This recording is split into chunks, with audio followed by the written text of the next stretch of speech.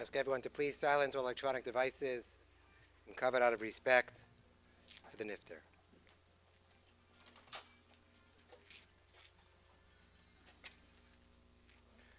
Mizmor LeDavid, Adonai roi lo echzor, Binos desha yabitzeini, amemenuchos yinaleini, Nafshi yishovev, yanchen mimaglei tzedek, leman shemo, Kam ki elek begeit zalmaves, lo yirara ki ato imadi, Shivtecha mishantecha hema yenachamuni, Taruch lefanai shulcha neget zoriroi, Tishanta b'shemen roshi kosi rivaya, Achtov v'chesed yudafuni kol yemei chaya, Yushavti veis Adonai liorech yamim. We're gathered here today to pay our respects to a beloved husband, father, grandfather, great-grandfather, member of the community par excellence, Yosef Eliyahu ben Meir HaKohen, Mr. George Weisz. In many ways, we're marking an end of an era for Green Road Synagogue, an end of an era for the survivors throughout the world. There are many speakers who are going to pay their respects, but I just would be remiss if I didn't say a few words about a beloved member of our community. Anyone who I've mentioned today mentioned George's passing. Everyone has had the same response. He was so nice. There was no one more caring, more genuine, always wanting to do for others.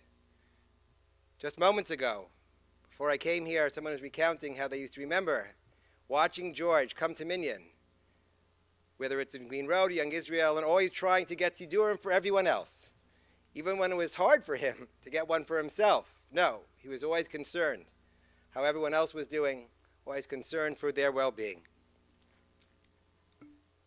A member of the shul for a long time, one of the founding members of our shul, one of the members from the very beginning, was one of the pioneers who believed that they could build an incredible institution, build a place of Torah and mitzvos, and he was at the heart of that endeavor.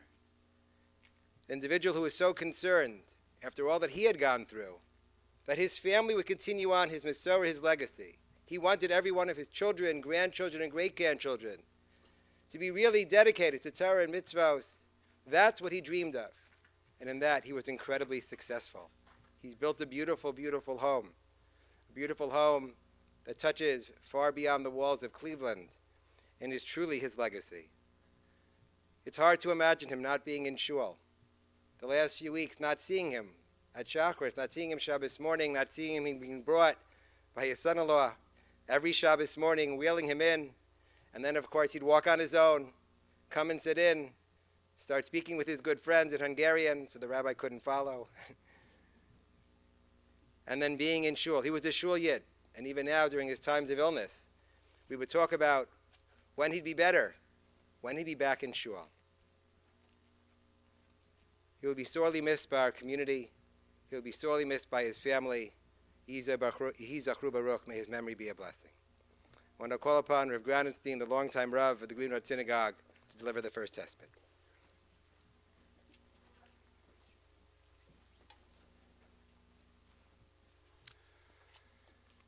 As we remember and honor the memory of George Weisz, Yosef Eliyahu ben Meir HaKohen, we remember that, like so many of his friends and contemporaries in our shul, he was an Ud Mutzal Me'esh HaShoah, a brand plucked from the fire of the Holocaust, who then came to this great country, rebuilt his life, married the woman that he loved, Pepi, together with Pepi, Tibadel L'Chaim, raised a beautiful family, Linda and Michael, did it with pride and devotion.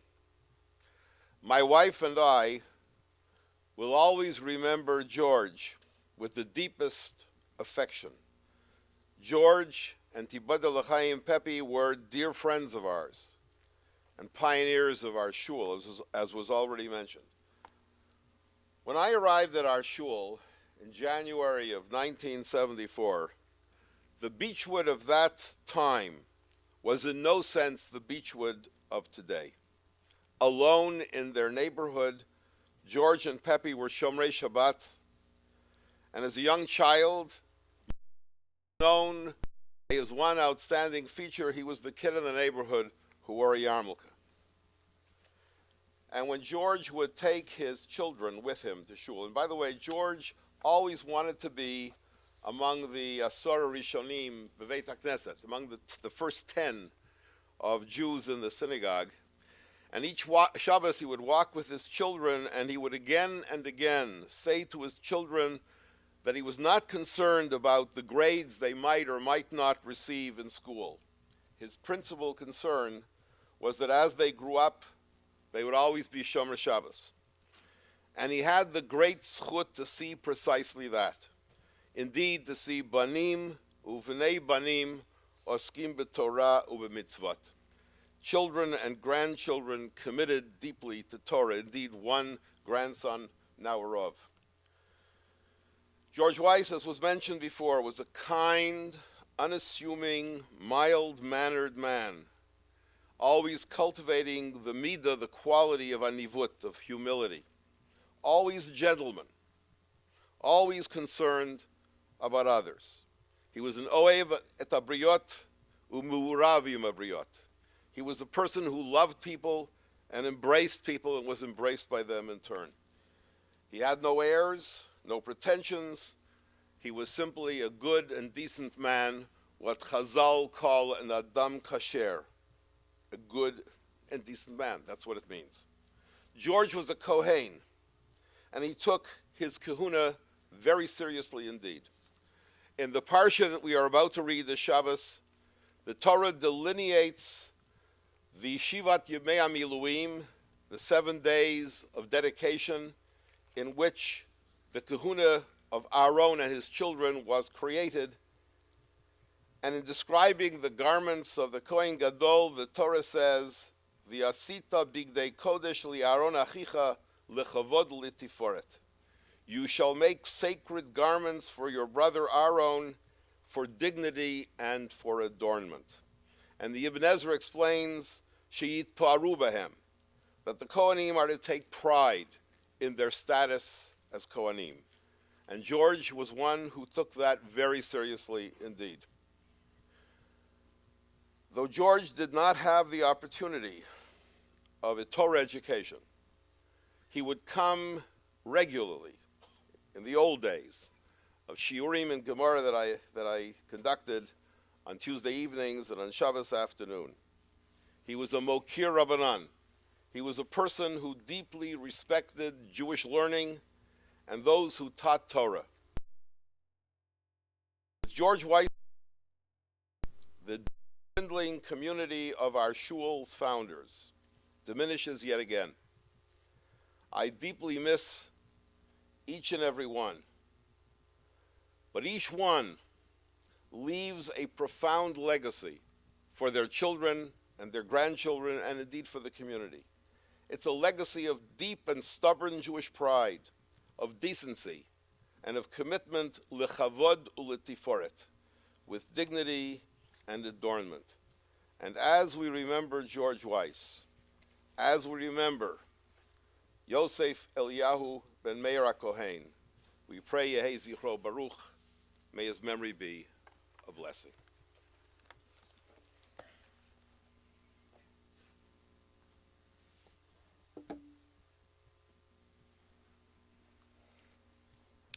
I'd like to ask his son Michael to please come and say a few words.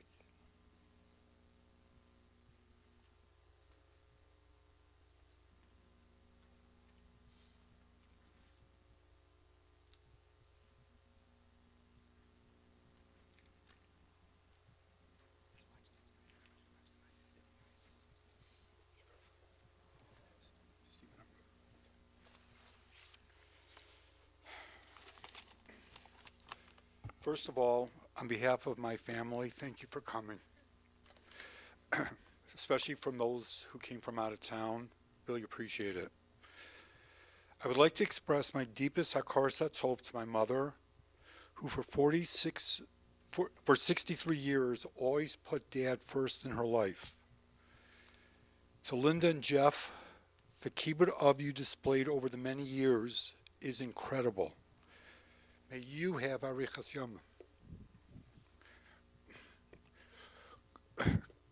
Cody and Josh, you have a take charge ability and used it 100% for the benefit of Grandpa with such love, respect, and warmth. Chanita, my dad always had a special admiration and love for you. My words are being addressed to my father, Yosef Eliyahu ben Meir HaKohen. When Aaron HaKohen was confronted with the devastating loss of his two sons and the painful personal grief, his response, according to the Torah, was silence. Vayidam Aharon. Aharon remained quiet. Aaron HaKohen didn't lash out, but accepted Hashem's harsh decree with quiet acceptance, acquiescence, with honor, and with dignity. Dad, you were never a man of many words, but like Aharon HaKohen, your silence was your strength. Nowadays, silence is often viewed as a weak quality. But you, Dad, you were often silent, but never weak. You might have been the quietest gentleman in the room or around the table, but you were always 5 steps ahead of everybody in everything. I have so many memories and so many stories to demonstrate your humility and your wisdom, since I've had the privilege and the bracha and the zechus to have worked closely with you in business for my entire life. I was constantly reminded of your sharpness on a daily basis. Dad, you were always careful with your words. No one in the entire family, for that matter, in the entire community, could ever recall you having a bad word to say about anybody, and you always treated all people with the same amount of respect, the highest level of kavod habrios, whether it was the president of a bank or one of the maintenance guys at one of the properties. The way you treated other people was deeply a part of who you were.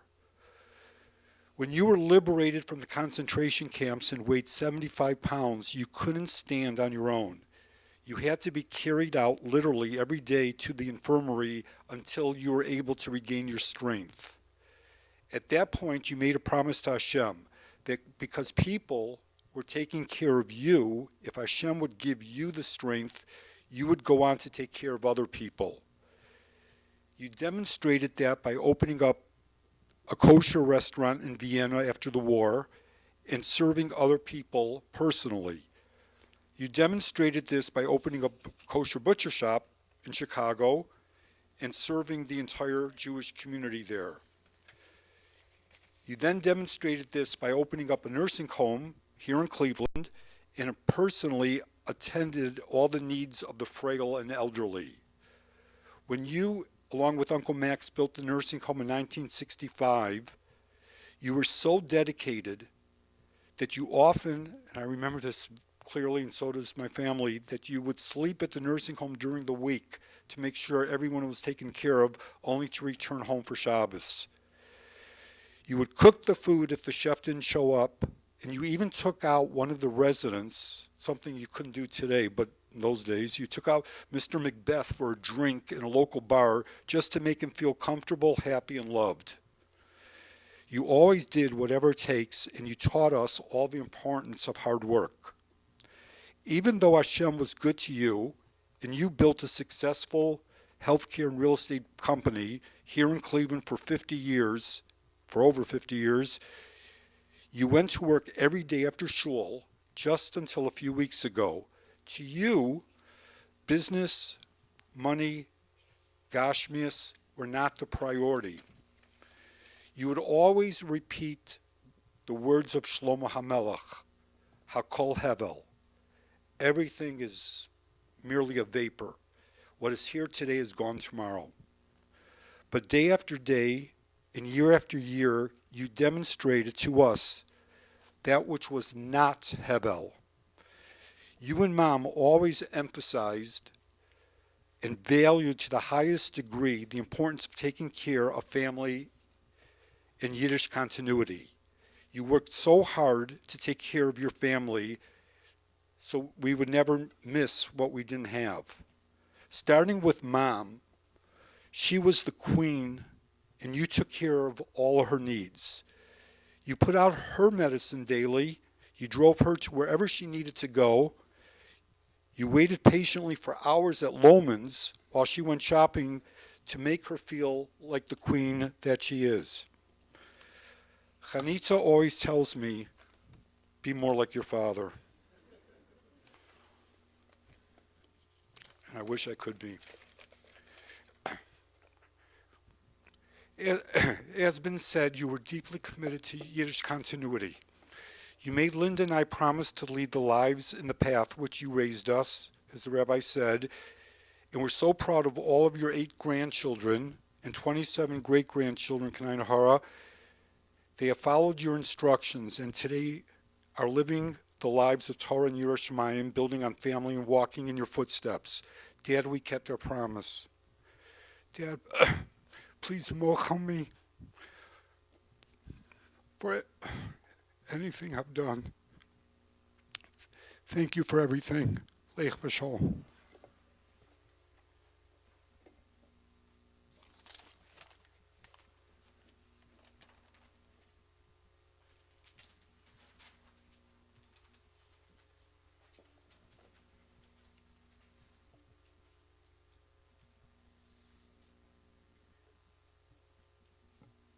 I'd like to call upon his son-in-law, Jeffrey Brookman, to say a few words.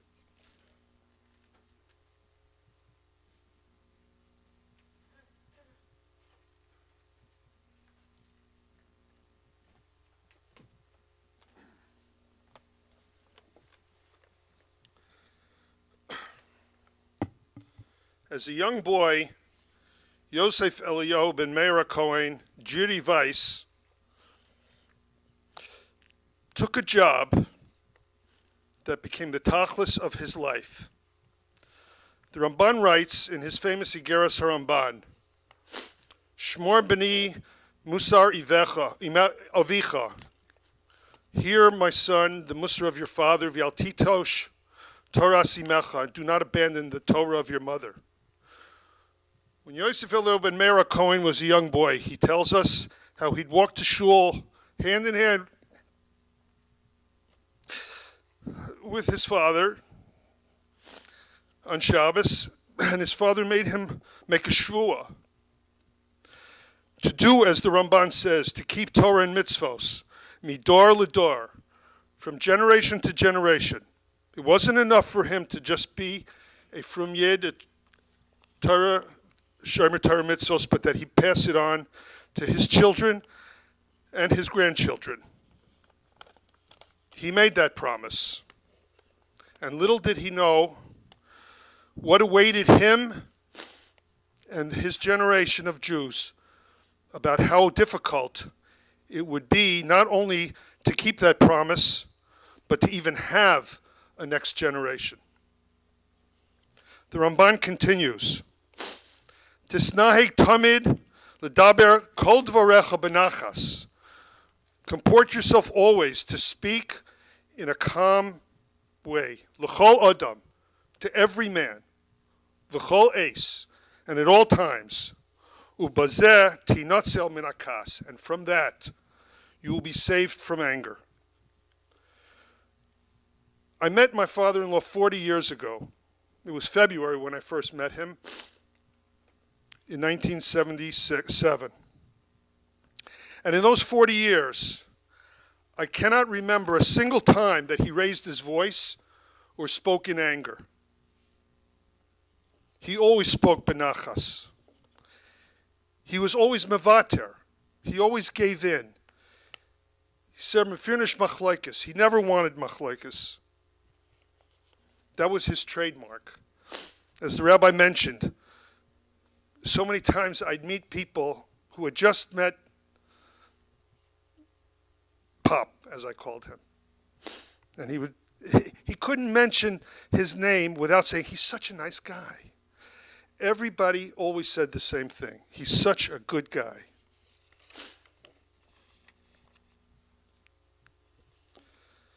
V'kasher tinatzel min hakas, continues the Rambam, tale alib chamidas hanova, shehimida tova mikol hamidos hatovos. You will then, when you avoid kas, when you avoid anger, your heart will be will be given the midah of anava, which is the greatest good midah of all the good midos. He was such an anav. He ran away from kavod. He always wanted somebody else to be in the limelight. He did great things, but never wanted to be the center of attention. On the other hand, he gave great kavod to Rabbanim. He always cherished and liked to talk about his relationship that he had with Rav Ungar, who was the Gabbai of the Rebbe in Kopovar, where he grew up. About his relationship with Reb Meisels, the Weisz Rav in Chicago. He always used to say the words, where there is Torah, there's Chachma. And he knew that Chachma came from Torah and from the Rabbanim. He lived his life b'Chachma. He was a very interesting combination of characteristics, my father-in-law. We tend to think that successful people are hard-driving, tough, unforgiving, and he was so not like that. But he was wise, and he was very smart and very sharp. You know, he noticed every little thing, every little detail, and would make mention of things like that. It was such a beautiful way of being that he has taught us. He spent his life helping the sick, helping the elderly, serving the kosher community, giving tzedakah, and always, again, staying out of the limelight, taking care of his family, taking care of my mother-in-law. My wife says the same thing. I should be more like him.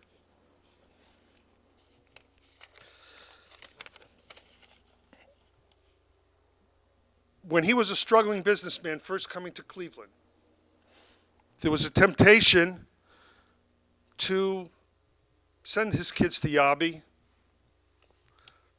which wasn't the best possible choice for his Jewish education for his children, but he never forgot the promise that he made to his father.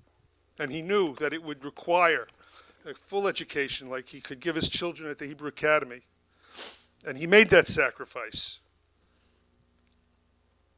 And I never forget the story my mother-in-law likes to tell us, that he insisted on paying up every dime that had been owed the Hebrew Academy when for a short time, before things really got off the ground, he wasn't able to pay the full tuition.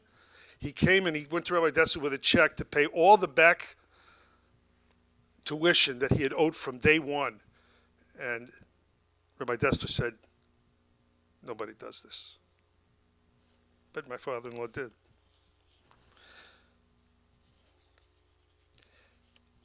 He did not want kavod, but he did get kavod from the people that mattered to him the most.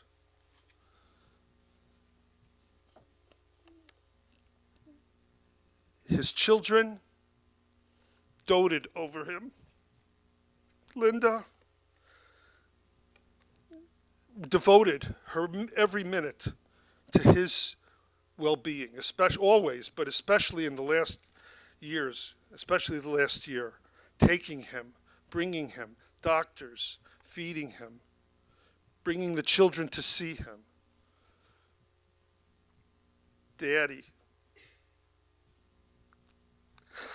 Just the way she said it was so loving.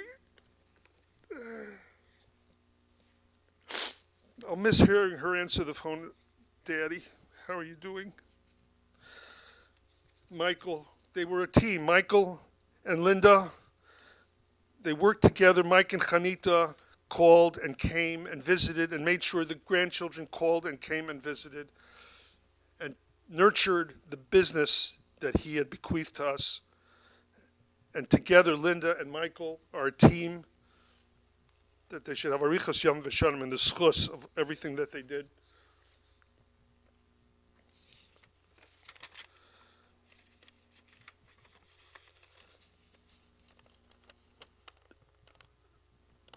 I just want to say one word about Goldie.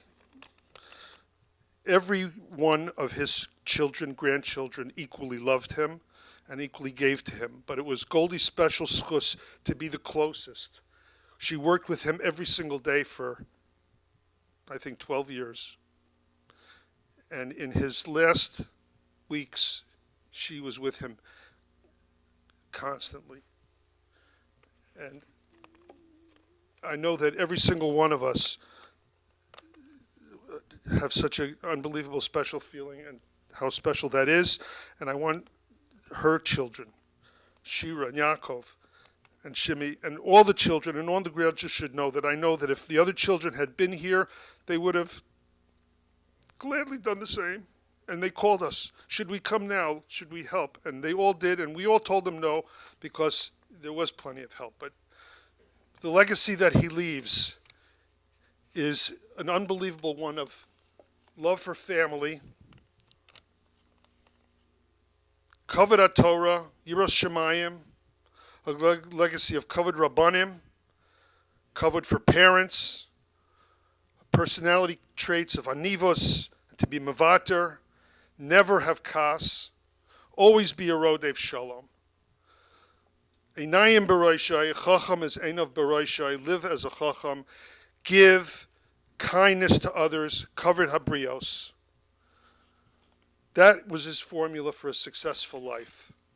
And in the final words of the Ramban, Leman tatzliach b'chol derochecha v'tizke l'olam haba. In order that you may be successful in all of your ways and that you merit olam haba. You fulfilled your tachlis.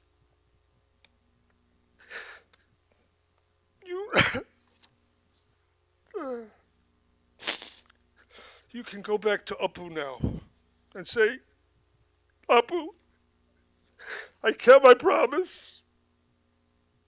I did my job. What more can you say about a man who lived to fulfill his tachlis? Bila amovas lenetzach. May death be swallowed up forever. Umach Hashem dimo me'al kol panim. May Hashem wipe away the tears from every face.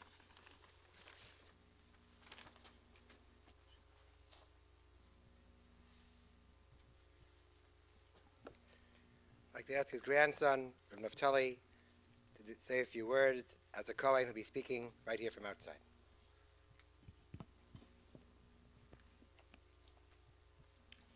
Thank you. Thank you, Rabbi Blau. Does this work? Can you hear?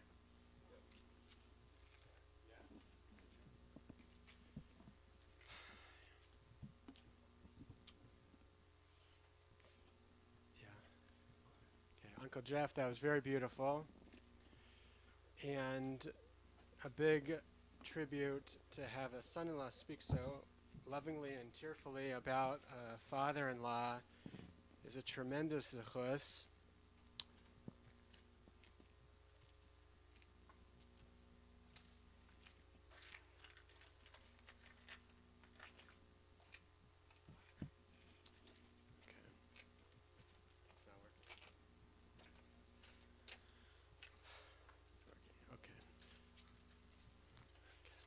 On behalf of all the grandchildren, I feel very blessed and proud to be able to try and offer some words of hesped for our beloved Grandpa, Papa George.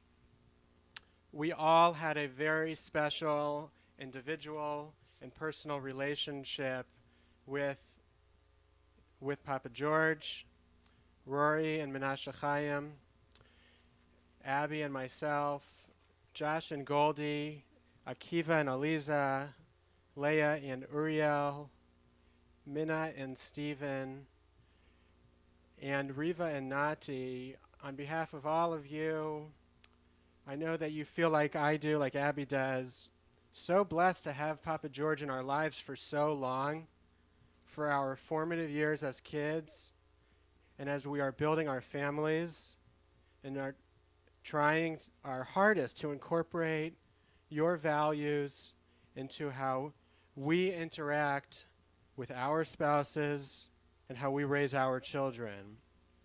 We're very blessed that Hashem allowed you to be with us for so long, and we thank you so much, Papa George. We are all so very proud to be your grandchildren. Some of my earliest and fondest memories are of coming to Cleveland for Shabbos and joining you and Mama Pepe, going to shul with you. Always had to leave very early to be, like Rabbi Granestein said, one of the 10 first men in the minyan. And I will especially cherish the memory of standing with you and with my father on the towering bima at the Green Road Synagogue. 3 generations of Kohanim duchening together and singing out of tune together. The Weiszes are not from the singers, but still your beautiful Zemiros on Shabbos, especially your father's tune of Karibon Olam. We can all hear you in our minds, and none of us will ever forget your Tata Zisa Melech. We learned what it means to see the Ribbono Shel Olam as our sweet Father, no matter what challenges and grief life puts in our way. You never wavered in seeing the Ribbono Shel Olam as Tata Zisa Melech. And Papa George, all of your grandchildren today join me in saying that you were our Tata Zisa, our sweet grandfather.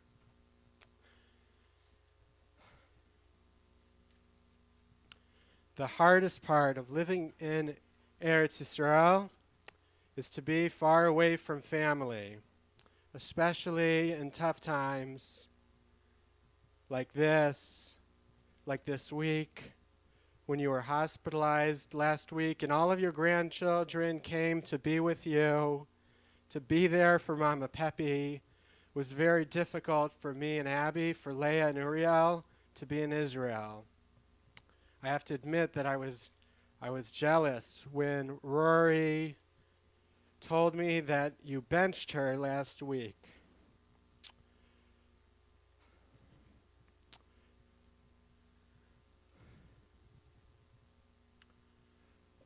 But I feel so fortunate to Hashem to have been with you last night, on your last night here on in this world.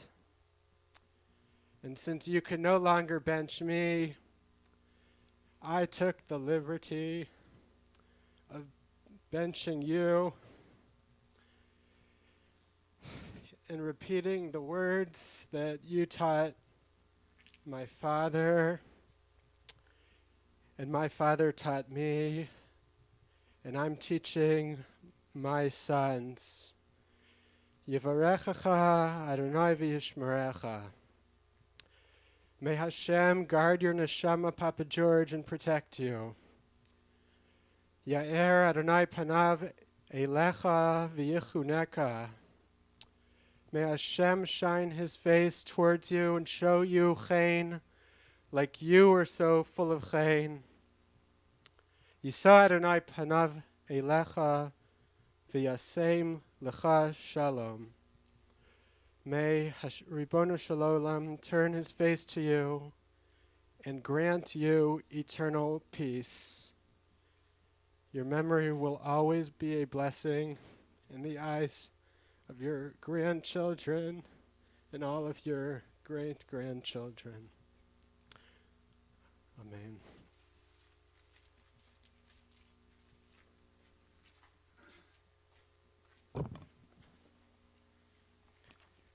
At this point, we'll ask everyone to please rise. We're going to say the Kalmale. Call upon Mr. Wise's grandson, Josh, to come and lead us in the Kalmale.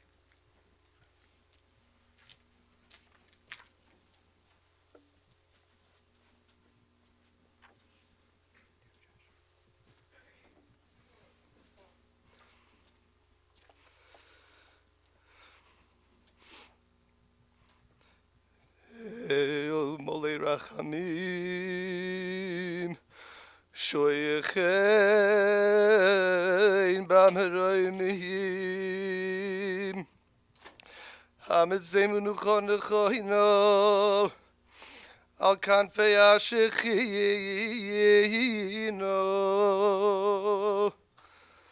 b'malois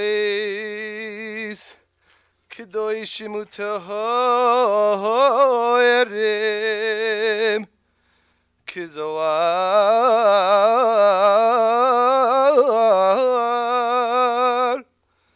haraki omazirim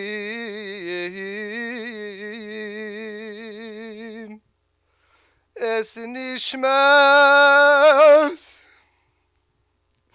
Yosef el ben Meirakoyim Shehalach loyolamoi Bavur she'anachnu mispahlelim Biyad hazikaras nishma v'vosoi Began Eden tehei menuchasoi Lochein bal rachamim Yasehu b'seiser k'nofav li'olamim V'yitzror b'tzror achayim es nishma v'osoi Adonai hu nachlosoi V'yonuach b'shalom al mishkavoi V'noimar amen.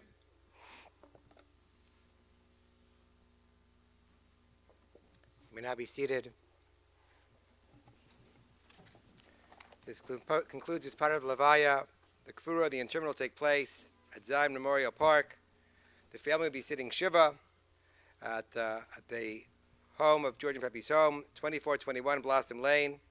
There'll be minyan tonight at 5:50, mincha next week as well at 5:50, Shachris tomorrow morning at 7:30, Sunday at 8 o'clock, and the rest of the week at 7:30 as well.